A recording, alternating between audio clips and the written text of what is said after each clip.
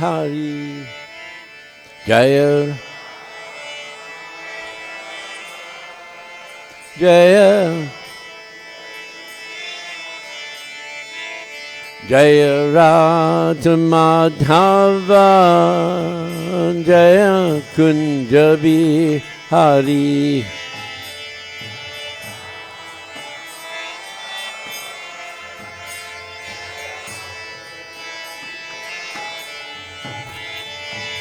Gopi Jana Balava Girivaradhari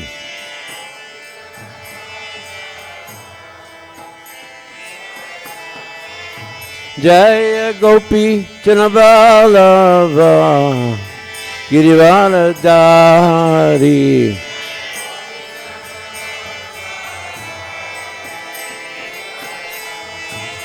Jāśrī-nandana Prajajana Ranjana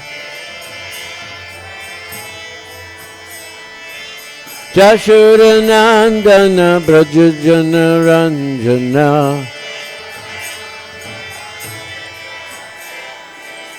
Jamuna-tira vanacārya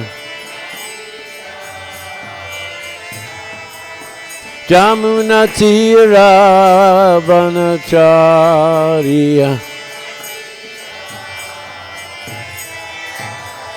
Jaya Radha Madhava Jaya Kunja Vihari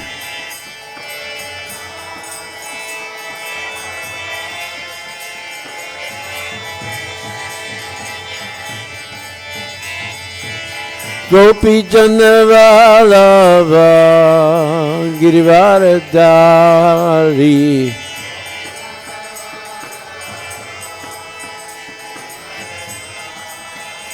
Jāśrī-nandana Brajajana Ranjana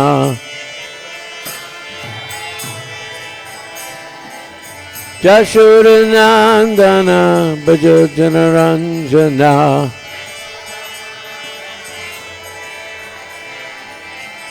Jamuna-tira vanacārya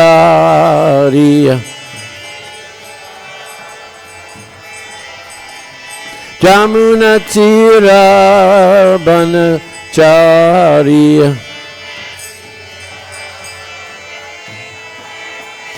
Jaya Radha Madhava Jaya Kunja Vihari Jaya Radha Madhava Jaya Kunja Vihari Gopi Jana Vallabha Girivaradhari Jaya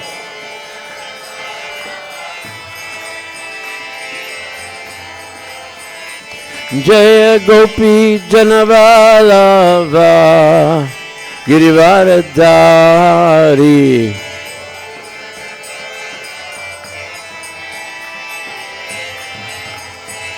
Jāśrī-nandana Brajajana Ranjana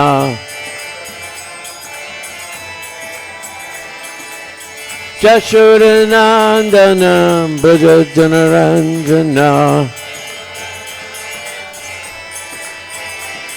Jāśrī-nandana Brajajana Ranjana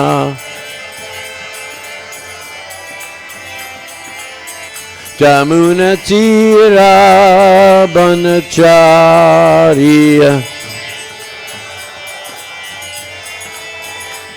Jamuna-tira vanacārya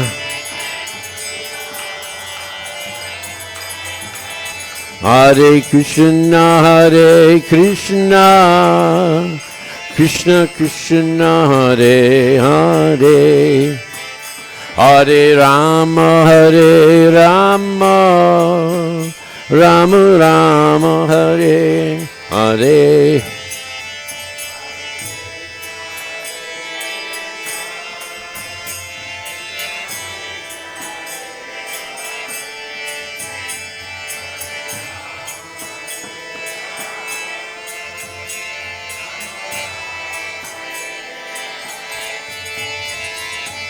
Hare Krishna, Hare Krishna, Krishna Krishna, Hare Hare, Hare Rama, Hare Rama, Rama Rama, Hare Hare, Hare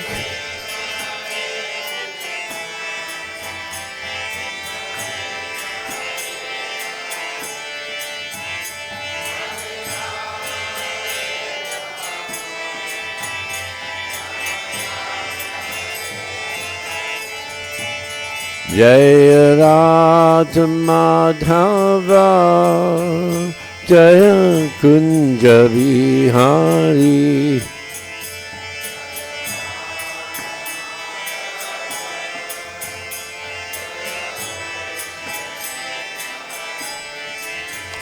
Jaya Radha Madhava, Jaya Kunja Bihari.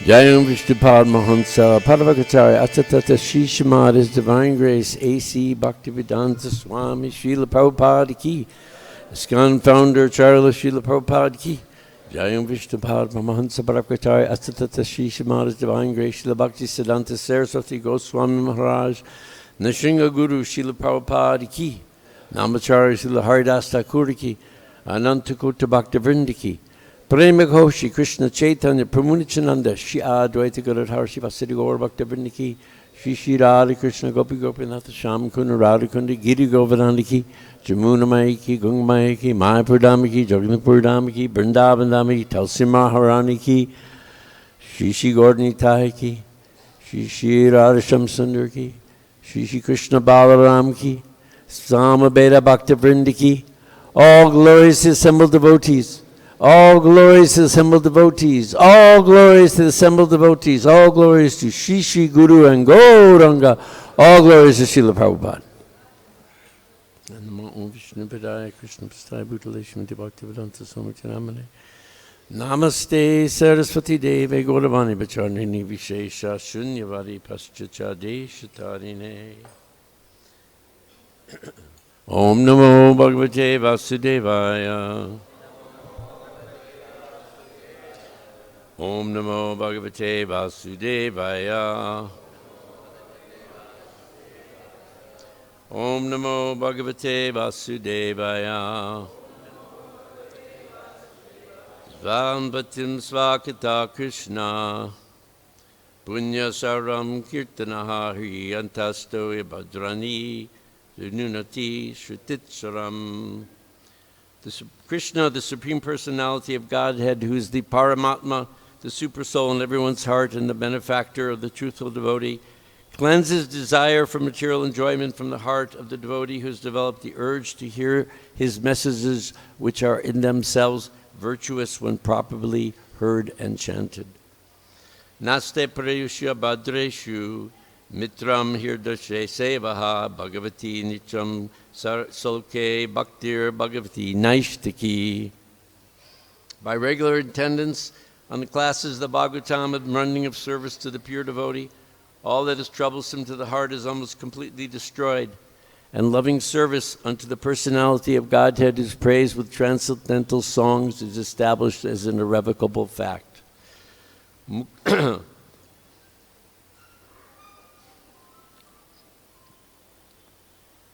Ganatranandasya Ganaganashalakaya Chakshu Unmilitam Jena Tamai Shri Grave Namaha. I was born in the darkness of ignorance, and my spiritual master opened my eyes, blinded but with the torchlight of knowledge. I offer my respectful obeisances unto him. We are reading from Srimad Bhagavatam, 10th canto, 35th chapter, texts 2 to 5.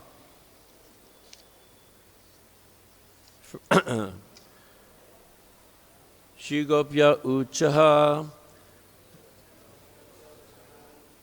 You don't have it on the screen, so if those of you that have it on your phones,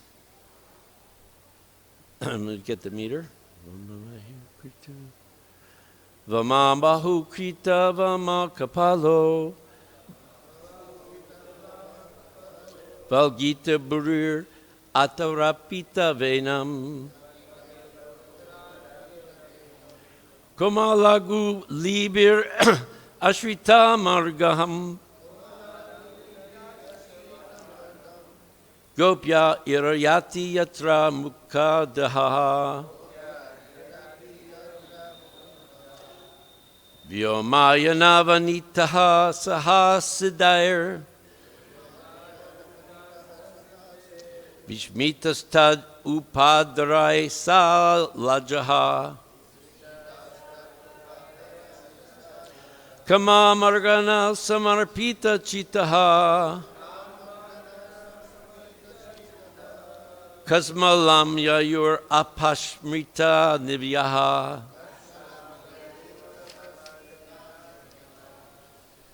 Text 4 to 5.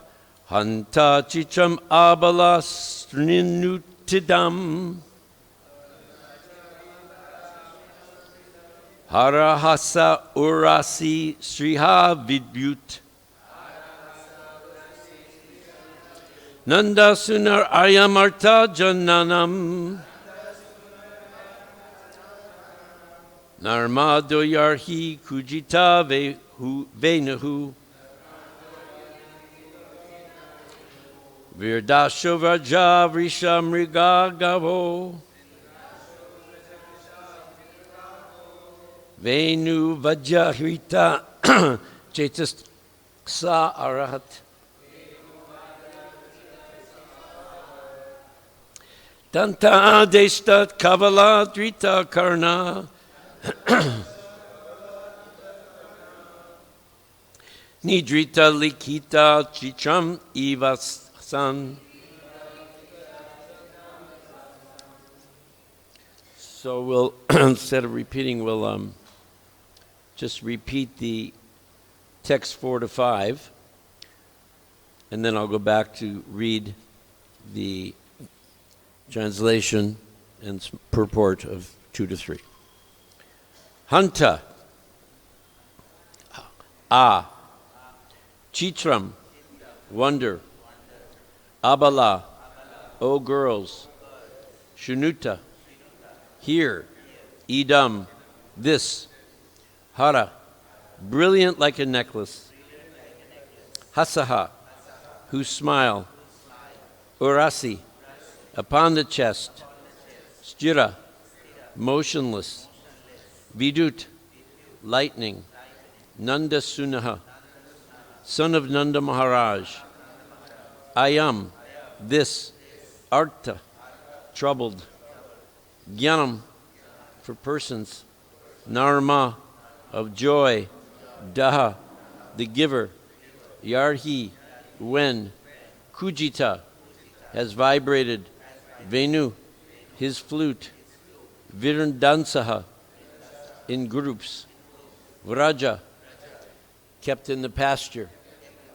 risha, the bulls, mriga, the deer, gavaha, and the cows, venu, of the flute, vajja, by the playing, rita, stolen away, chetasaha, their minds, arat, at a distance, danta, by their teeth, dasta, bit, kapolaḥ, whose mouthfuls, drita, holding up, karnaha, their ears, nidritaha, asleep, likita, drawn, chitam, an illustration, iva, as if, ashan, they were.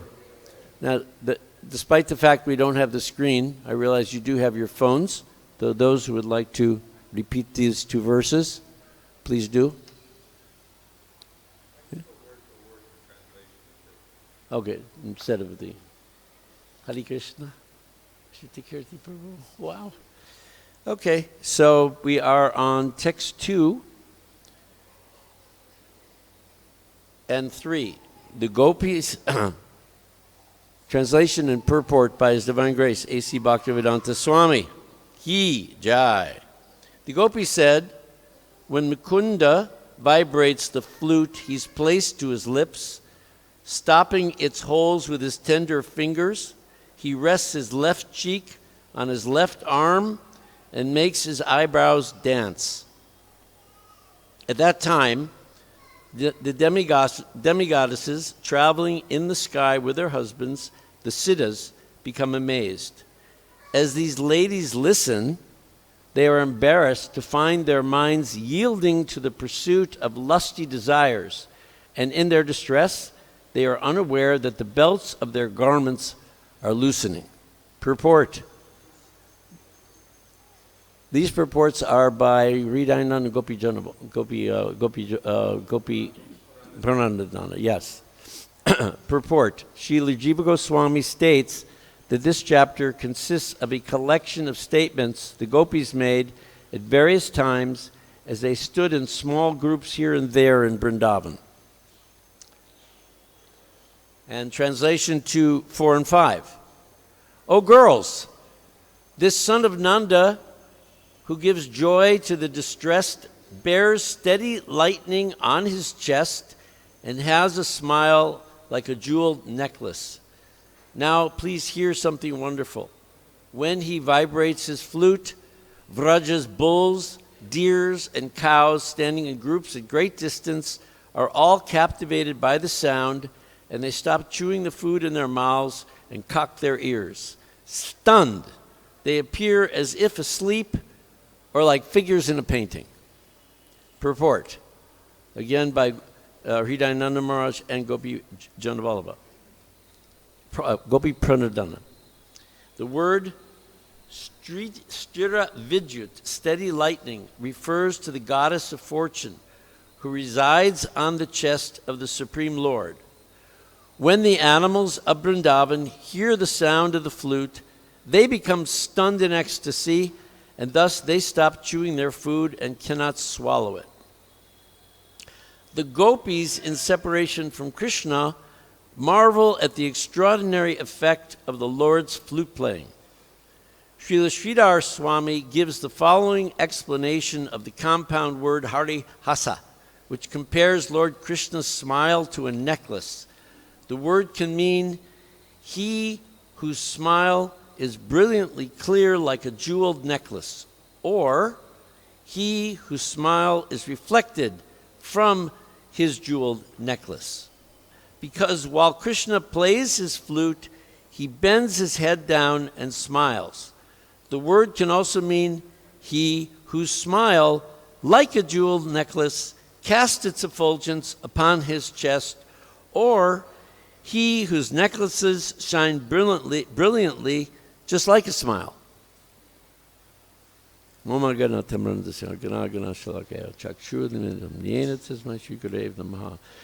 the translations. The gopi said, when Mukunda vibrates the flute, he's placed to his lips, stopping its holes with his tender fingers. He rests his left cheek on his left arm, makes his eyebrows dance. At that time, the demigoddesses traveling in the sky with their husbands, the siddhas, become amazed. As these ladies listen, they are embarrassed to find their minds yielding to the pursuit of lusty desires, and in their distress, they are unaware that the belts of their garments are loosening.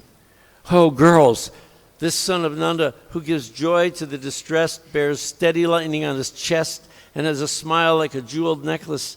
Now, please hear something wonderful. When he vibrates his flute, Vraja's bulls, deers, and cows, standing in groups at a great distance, are all captivated by the sound, and they stop chewing their food in their mouths and cock their ears. Stunned, they appear as if asleep or like figures in a painting.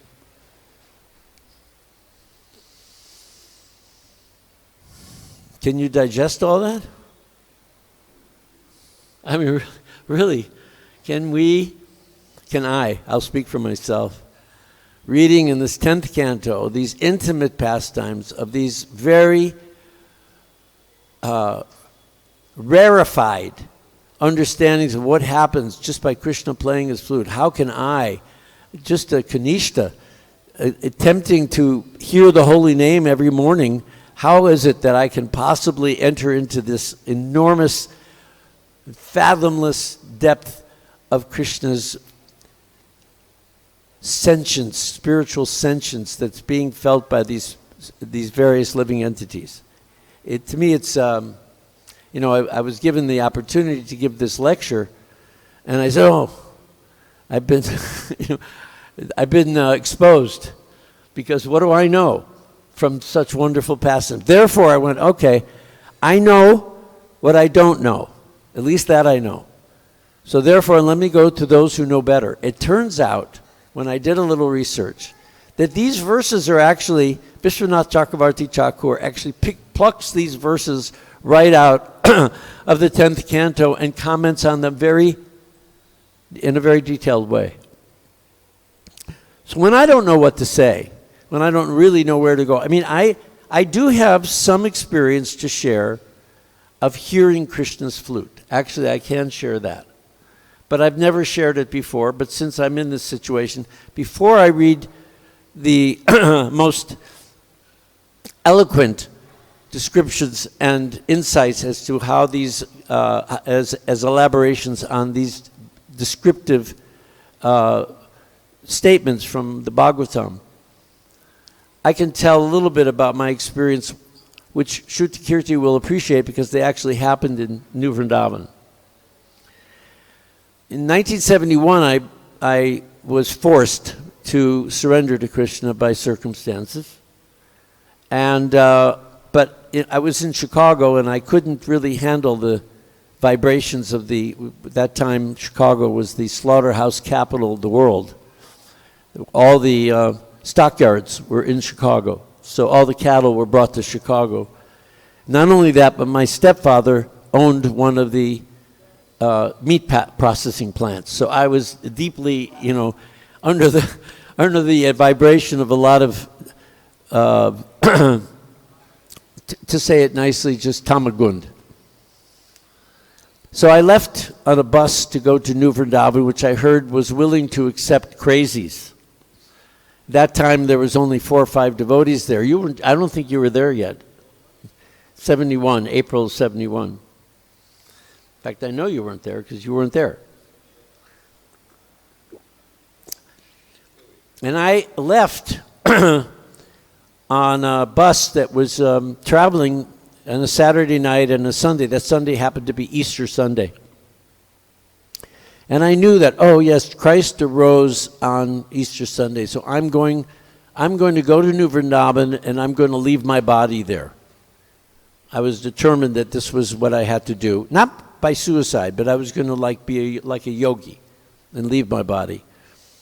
And I arrived by hitchhiking finally to a dirt road. Finally, I reached Bahulaban, which was just a farmhouse, and there was no one there.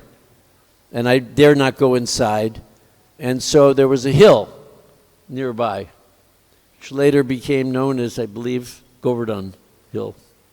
But I looked at that hill, and I went up that hill. It was getting close to sunset. I went up and I sat down in the lotus position. I was thinking of a book I'd read about, written by Kazantzakis, The Last Temptation of Christ. Yeah. And I knew that the last temptation, I'd left all my wallet, my money in the bus stations on the way, my clothes. I had nothing, absolutely zero, except the clothes I was wearing, because I had no need for them. I was going to go back to wherever this place. I knew very little about Krishna consciousness, but I knew that this was the ultimate destination of the soul. And so I sat there waiting to be taken back home, wherever that was. I didn't know much about Vaikuntha. I hadn't read Krishna book. I hadn't read Bhagavad Gita. I'd just seen a picture of Krishna in a magazine. I'd been in the temple for a week or a few weeks, and that was about it. So I knew as that sun set, that when the sun set, that's when I was going to leave. So then the sun set, and I was still sitting there. And I had my eyes closed, I had the mudras, I was ready. And, I had this sinking feeling that I just made a very big mistake, because I had just, forsaken family, reputation, everything, just to surrender. And at that moment, I still had this desire for mukti, for liberation. And when I realized that I wasn't going anywhere and I was still in this body, I actually just gave up that desire for mukti. It just left. I was completely empty. It was just like nothing. And in that moment, something happened. It's like a movie. You get the first act, there's the inciting incident. The second act, there's the fun and games. But at the end of that second act, you reach a point where we call it, in script writing, we call it, all is lost. You got nowhere to turn. You're out of bullets, you're out of energy, no one's there to save you. That's your moment of reckoning. So that was my moment. My moment of reckoning was like, oh, I got nothing. And in that moment, I really haven't revealed this, but I'm going to die soon anyway, so what the heck. At that moment, I heard a flute. I heard a flute coming from somewhere. In that moment, I had been struck kind of like by lightning. I was on my back. And I heard this flute. I opened my eyes, and everything was this blackish blue, this Sham Sundar color. It was amazing. And I thought, I must be there, because all I saw was what was above me. It was actually what was really happening was the sun was setting, and that part of the sky was turning a very deep blue, blackish blue color. But, I didn't know that because I just opened my eyes. And I heard this flute, 3 notes. And I looked around, realized I hadn't left my body. I looked around, and there was nobody near me. And then I eventually got up, and I walked down to the temple, or to the farmhouse. I had nothing. I went inside. There was Jagannath, Balaram, Subhadra was there. Nobody else was around. And I heard a voice. And it says, only by devotional service can I be known. That was that voice. Only by devotional service. And it said it 3 times. And, I knew that my life was fixed. This was it. But there was one issue that I had, that if I were going to surrender, and I told you this the other day, if I were going to surrender, I said to Krishna, I was sitting alone in the temple, I said, okay, I'll do this. Even though I thought maybe I wasn't going to have many friends in my life, because there was just 3 devotees in Chicago, and so far nobody in New Vrindavan, And I said, I'll do this, but on one condition. We Jewish people, we negotiate. So I said, one condition. I said, I have to be dancing and chanting when I'm 75 years old. So I'm 75. Now, this year I'm 75. Yeah, I got a partial knee replacement. I'm still dancing and chanting. But I'm trying to actually figure out where and when I need to renegotiate before 76 shows up. I gotta talk to Krishna. Can we add 10 years? The time goes so fast. So don't doubt. Krishna's there. His flute is magic. Just like they're stunned. They're like a photograph when they hear this transcendental vibration of Krishna's flute, from which all sound vibrations emanate. The Christians say at first there was the Word, and the Word was God. Well, actually, they have it partially right. The word is, the fact is that there is sound first, but that sound is the sound of Krishna's flute, and it enters into the material tattva and it mixes with all the different elements one by one to form our material world that we live in. So the sound is, the sound of Hare Krishna contains the sound of Krishna's flute. And we hear it as we mature in Krishna consciousness. These obviously are very advanced souls, but when you get to the 10th canto, you'll notice that there's some very short purports by Hridayananda and Gopi Paranandana Prabhus. Gopi Paranandana actually lived with me for a year while he was writing some of these things. And not that I had any understanding of what he was getting into, but I'm going to read what other people have said about these verses because they are very significant verses, as it turns out. So I did some research so I wouldn't be totally embarrassed, and I want to share it with you. But before I do, I'll give a little pastime.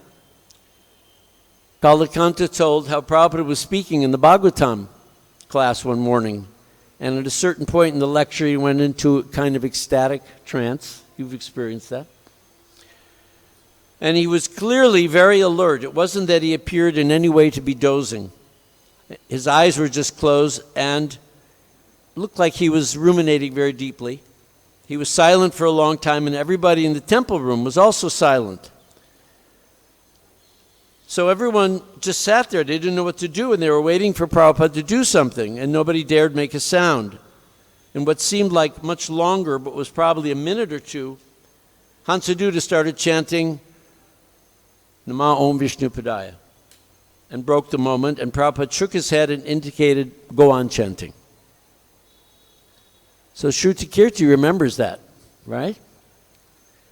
And should I read what you say? You want to say it yourself? So he went up to Prabhupada's room. And then this big argument started downstairs outside Prabhupada's quarters, correct? With different devotees, and they were all speculating as what's the proper etiquette when your spiritual master goes into ecstasy on the Vyasasana. Some devotees were saying we should just have sat there and waited for him to open his eyes. Good so far? And others said, no, we should chant Hare Krishna. Chanting Hare Krishna is always proper. So that went on, and this disagreement was there. So then the question was, do we go to Prabhupada and we ask him? Brahmananda, yeah, I'll bring that up. Because you could always get the final answer from Srila Prabhupada. Don't we wish we could do that today? So Brahmananda was, of course, the secretary at the time, and he went to Prabhupada's room. He said, Prabhupada, do you know downstairs this morning when you went into ecstasy on the Vyasasana? And Prabhupada said, he didn't say anything. He was just looking. And then Brahmananda said, we were wondering what's the proper thing to do when you do that. Anyone in your own mind make a choice of what you think is the right answer? Should we just sit there and wait for you, or should we start kirtan? Should we start chanting? And what did Prabhupada say?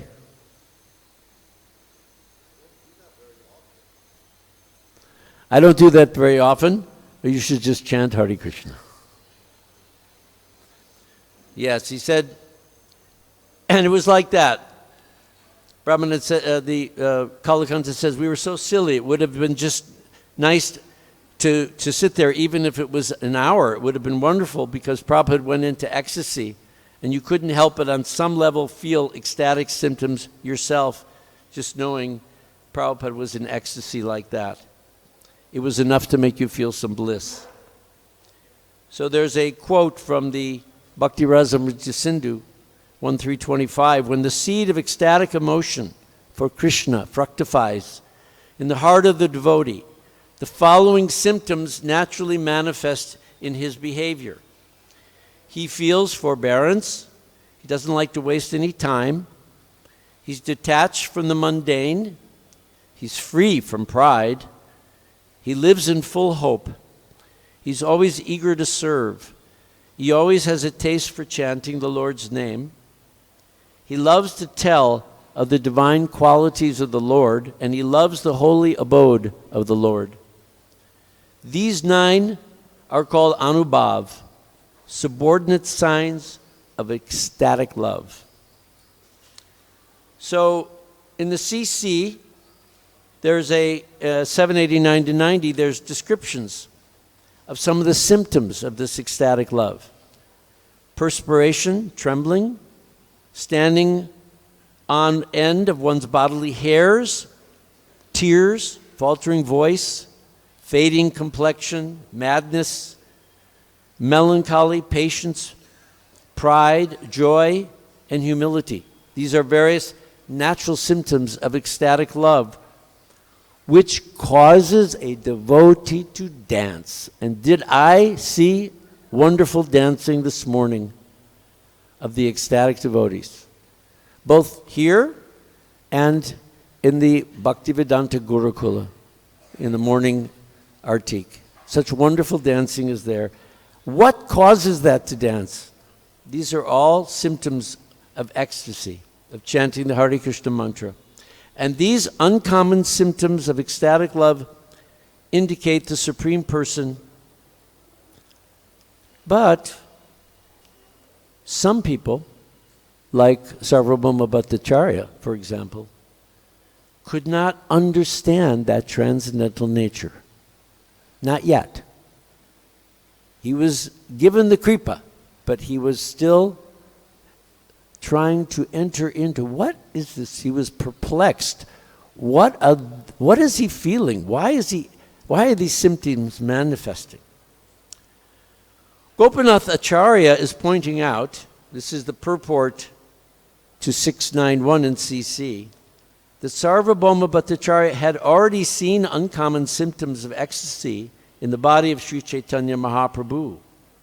These uncommon symptoms of ecstatic love indicated the Supreme Person, but despite having seen all these symptoms, the Bhattacharya could not understand the Lord's transcendental nature. He was considering the Lord's pastimes to be mundane. That was certainly due to illusion, maya.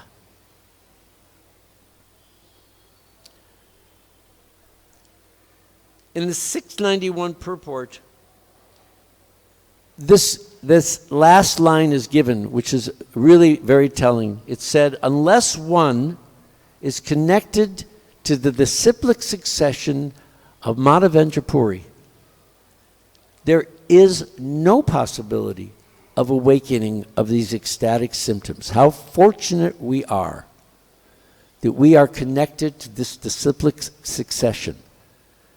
And it is our good fortune and our ecstasy to give others that good fortune. Moving on to the CC 9289 purport, Srila Bhaktisiddhanta Saraswati Thakur remarks that up to the advent of His Holiness Sripad Lakshmipati Tirtha, it was the system in the disciplic succession of Madhvacharya to worship Lord Krishna alone.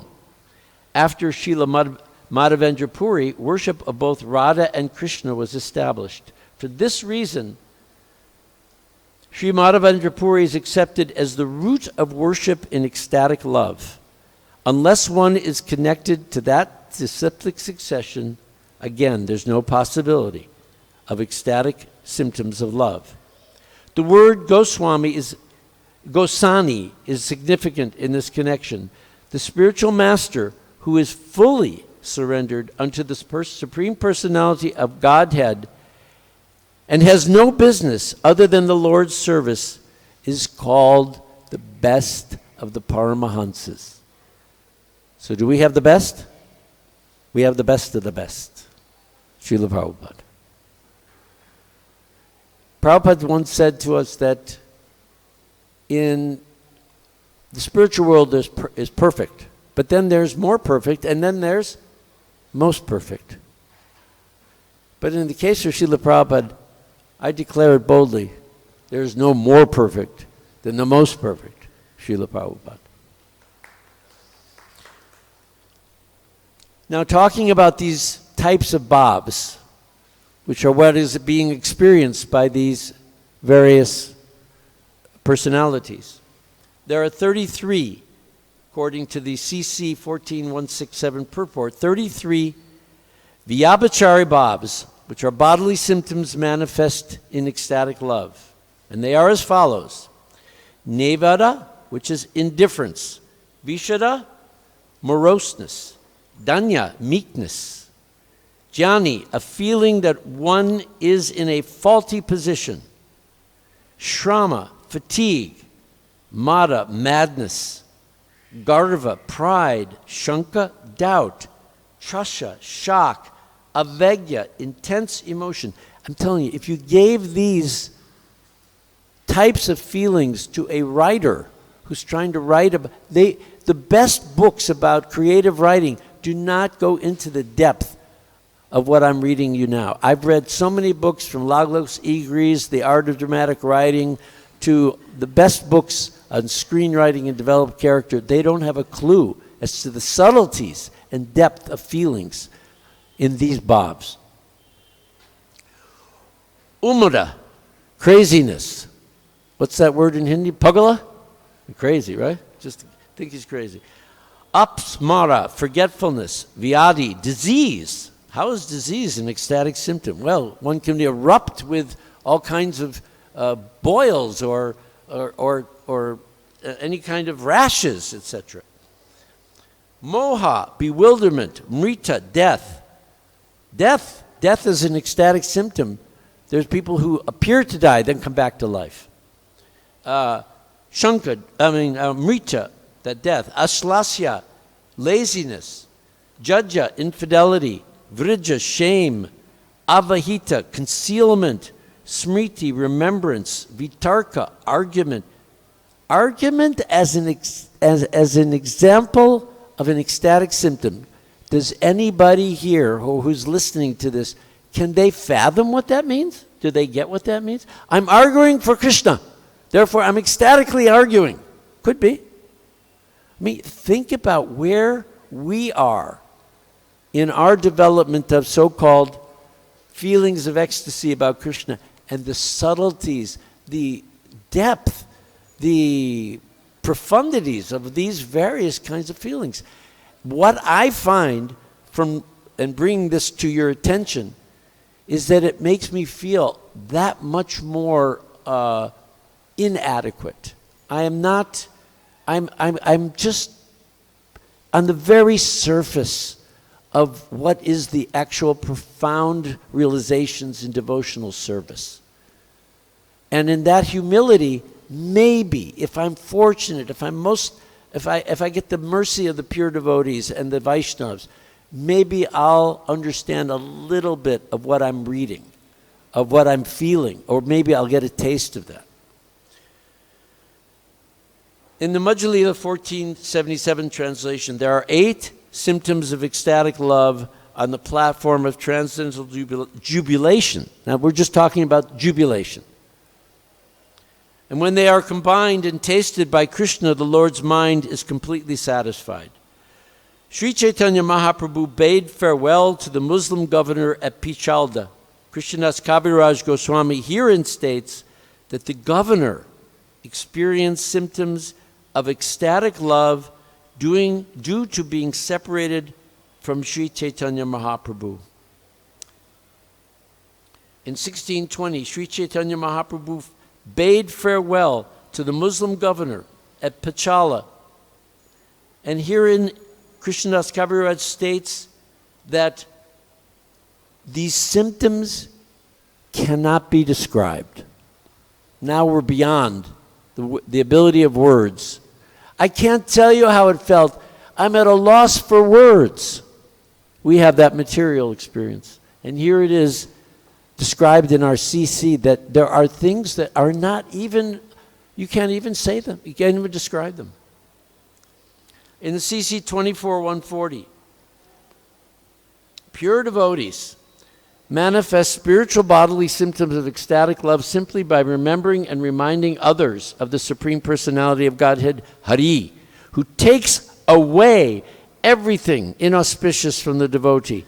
This position is attained by rendering devotional service according to the regular principles and then rising to the platform of spontaneous love. So in Krishna, we've all had tragedies in our life. We've had things taken away, whether we lost our passport or we lost our son, whether we lost a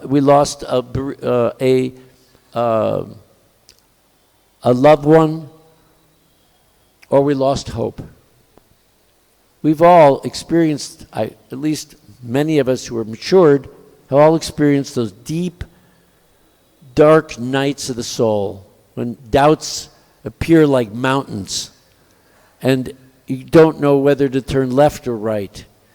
And yet, here we have that Hari, he takes away these things. For what purpose? So that we become qualified to actually begin to experience these ecstatic symptoms. So, for example, recently we had one sannyasi who the revelations of what he did was revealed. So, big reaction. So much was taken away from this person. So much was taken away. But the higher purpose for taking away things is so that in the future one can actually be qualified to experience these feelings of ecstatic love. There is nothing done by God, by Krishna, that is not for our welfare. Not a thing. I once asked my very wonderful brother-in-law who just left India just now with my sister, first time she came in 77 years of her life. I said, George, I got a problem. I have a problem. And George said to me, he says, I don't have any problems. I said, what do you mean you don't have any problems? You're married to my sister. You got big problems. He said, no, I don't have any problems. He says, God owns everything, including the problems. All I have is the next indicated action. He is completely convinced that whatever happens, he doesn't own the fruits. He just has, what is my service to God next? That he's a great Catholic. He follows the Catholic religion. That's a true Catholic. And so when we lose things, when things are taken away, when planes crash and 5 devotees are killed, when so many things happen, we have to understand this is for our welfare. Because Krishna never does anything that will not bring us back, push us, encourage us, pull us back home, back to Godhead. Anyway, in the Anchalila 13th 127 translation, by the mercy of Sri Chaitanya Mahaprabhu, he did experience the symptoms of ecstatic love, tears, trembling, faltering of the voice, his eyes filled with tears, his throat became choked, and thus he could not recite the Srimad Bhagavatam. This happens. You'd think, oh, that's greater good to recite. No, he was so full of this ecstatic symptom. And in CC 1558, just as before, they saw all the symptoms of transcendental ecstatic love manifest in the body of Sri Chaitanya Mahaprabhu. Although externally he appeared to be bewildered, he was tasting transcendental bliss within.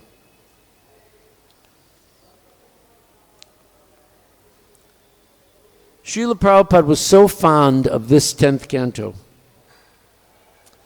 that he instituted the daily reading of this Krishna book in every ISKCON temple. When we took prasad, we heard only two sounds, the sound of our chewing and the sound of the words from the Krishna book. One devotee always was designated to sit. They would make sure his plate was a heaping plate of prasad so he wouldn't be in anxiety, and we would hear this Krishna book. Krishna book is the summary of the 10th canto. And I want to tell you something about this Krishna book that very few people realize, because it's the only tapes of Prabhupada using that dictaphone that are left. All the other tapes were used, reused, because we didn't want to spend money on more tapes. When Prabhupada dictated the Krishna book, it was transcribed, and the only editing required was if the transcriber didn't hear properly. Do you know what that means? What Prabhupada dictated? Perfect grammar, perfect English for the entire Krishna book, which is an amazing thing because it is philosophy and story together. I remember it came out in 69, and we started distributing that Krishna book. It was actually the first of the books, the big books that we started distributing in New York, out of Henry Street, was that Krishna book. It was like a revolution. But that Prabhupada was very fun. And why did he produce the Krishna book before he finished the Bhagavatam? Because he didn't know how long his life would last. And he was so concerned that his disciples had the siddhanta, the conclusion, the matured fruit of the Srimad Bhagavatam, that he put that first. And everyone knows the story of how it got printed with George Harrison. It was a very spectacular story. So the Krishna book is there, and in fact, he did not get a chance to finish the 10th canto. But it's there in the Krishna book. Actually, Ajita Radhi published a 10th canto, 11th, 12th, with only those verses and purports that Prabhupada referred to. So it does actually exist, but it's incomplete. So, Srila Vishwanath Chakravarti Thakur, he wrote commentaries on the entire Bhagavatam, which are called the Sarata Darshani, which means he wanted to show the essence of everything, to see the essence of everything.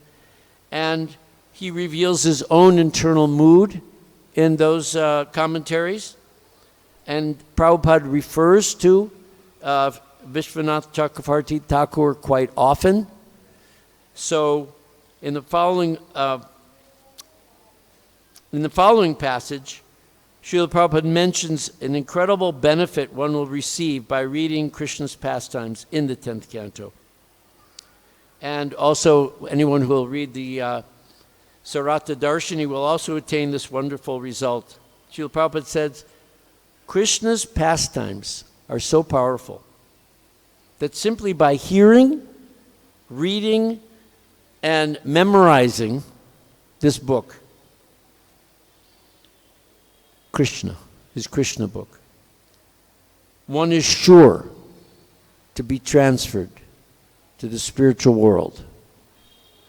So if you want a ironclad guarantee that no matter what else you do, how many sinful activities you perform, how many rounds you forget to chant, if you memorize the entire Krishna book, there's your guarantee. Back home, back to Godhead. So, see, I have a lot more things to say, but I'll leave it that a quote from Vishwanath Chakravarti Thakur. He said, having achieved love of Godhead, devotees sometimes cry out loud, absorbed in thought of the infallible Lord. Sometimes they laugh, feel great pleasure, speak out to the Lord. Shri-Kirti, you have that experience, Prabhupada talking to Prabhupada, right? I mean, Prabhupada talking to Krishna in his room. He's just, sometimes you looked in, he was talking to somebody you didn't see. Huh? He was too busy cooking. And sometimes achieving Krishna's personal audience. They remain peaceful and silent. what we've embarked on in this path of Krishna consciousness, we're just scratching the surface. But still we're feeling the ecstasy in dancing. Because as Prabhupada describes, that ecstasy starts when you start doing Harinam. It's not enough necessarily to get you dancing in the beginning. But as you chant more, Prabhupada describes, the spiritual energy rises up in the body. This is how he describes it, rises up in the body. How many have experienced sitting down, the melody starts, the bhajan starts, but the bhajan becomes so ecstatic that you have to just get up and your body extends in ecstatic dancing. And this is the potencies that we have. This is the signs of ecstatic symptoms. And I know that many of you may be very advanced in experiencing some ecstatic symptoms, but I'll be happy if I can simply continue in this life to negotiate with Krishna for at least another 10 years of being able to dance and chant ecstatically Hare Krishna. Thank you very much. So any questions or any comments? Comments, please.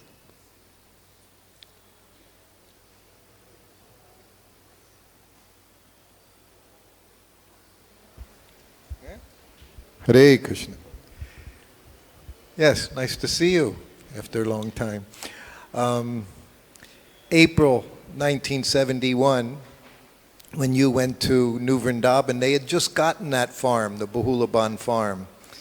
And we were all in Pittsburgh, Kaladri, myself, and in May, we all went to started the Bahulaban, which became the main farm. So that's the farm we went to. What was the other thing? Oh yeah, what you told Prabhupada going in ecstasy. That was in Mayapur, 75, the Gaur Purnima festival. So the room was filled, 500 devotees. And if you can imagine, packed, Gauranga Hall, 500 devotees, not a sound, not one sound by any devotees until that devotee decided he should start chanting. So yeah, it was a big that was a big controversy about that. Of course, Prabhupada liked this chanting very much. What he did do when he was asked by Brahmananda, he became very, almost embarrassed. And the way he said it was, I don't do that very often. It was an embarrassment that he exposed such ecstasy. But during that month, it happened in 5 different temples during that month, so a lot was spilling out. And for us, of course, that was a great ecstasy, yes. Very nice. So, so you said you were distributing books, the Krishna book. Well, what year was that? I was thinking we were doing it we were printing at that time the little Prahlad booklets at that time, and we were. It might have been in 72 out of LA. 72. I think 72 out of LA. I went to get Brahmin initiation in May 1972, so we all went to Los Angeles. And there were devotees from temples all around, and we were all given specific zones within Los Angeles where we were allowed to knock on doors. And that was a very big Krishna book. That was what do they call the super big books, you know, that was a very big, but very popular as well. Yeah.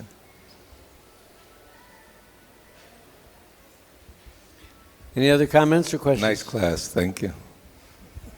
Grantara Srimad Bhagavatam ki, Srila Prabhupada ki, Gaur Pramanandi. Thank you.